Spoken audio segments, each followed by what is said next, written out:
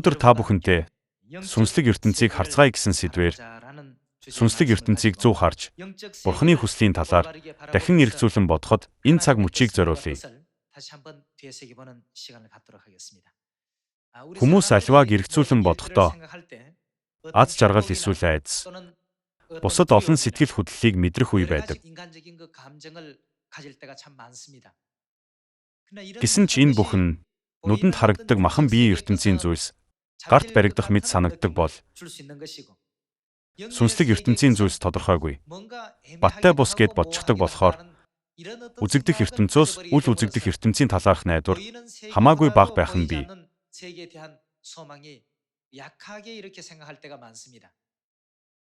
Гэвч бидний амьдарч буй бид ертөнцид ажилтдаг хүчний их ундраг нь үл үзэгдэх ертөнцийнх биш үү гэж бодогддог.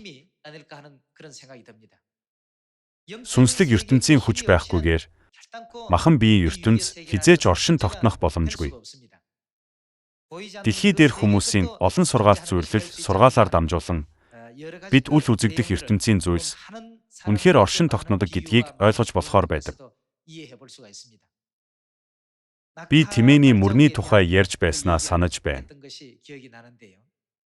Арабын хоёр худалдаачин 8 хийхээр элсэн цүлийн урт аянд гарч гин. Нэг нь бурханд итгэдэг, нөгөө нь бурхангүй үзэлтэн байжээ. Хоёр худалдаачин залхмаар аян замдаа нэг мэдхэд бурхан байдаггүй талаар ширүүн маргаж эхэлжээ. Нэг нь бурхан байдаг гэхэд нөгөө нь бурхан гэж байдаггүй гэж маргав. Нэг нь бурхан байдаг гэж хэлэхэд нөгөө нь бурхан байдаггүй гэж зүтгэн хүч үзэн маргалцаар байв. Тэгж байтал шүнж болж тэр хоёр элсэн цүлд майхнаа барьж тэнд хонохоор болов. Тэд хамаг ачаагаа буулгаж гадас шаан тимээгээ уйчхаад майхандаа орж биеийн ядарсандаа болоод толгой тавимагц нам унтаж орхив. Гэтэл өглөө босоод замд гарах гэтэл уйсан тимээ нь алга байж гин. Энэ нь хоёр худалдаачинд овоохон ноцтой хэрэг байв. Эцэс төгсгөлгүй элсэн цүлд унлганы ганц тимээгээ алдсан нь хоёр худалдаачны хувьд цөхрөм маш ноцтой асуудал байхаас өөр яах вэ? Тэд эргэн тойрноо хичнээн харсан ч тимээ нь ул мөргүй алга болжээ. Тэгж байтал бурханд итгэдэггүй хүн нь Тиméний мөрийг олж харав. Тиméний мөрийг олсондоо ихэд баярлан чанга хашгирав. Тимээгээ олчихлоо гэж. Тэрээр тимээгээ оллоо гэж их л баяртайгаар хашгирав.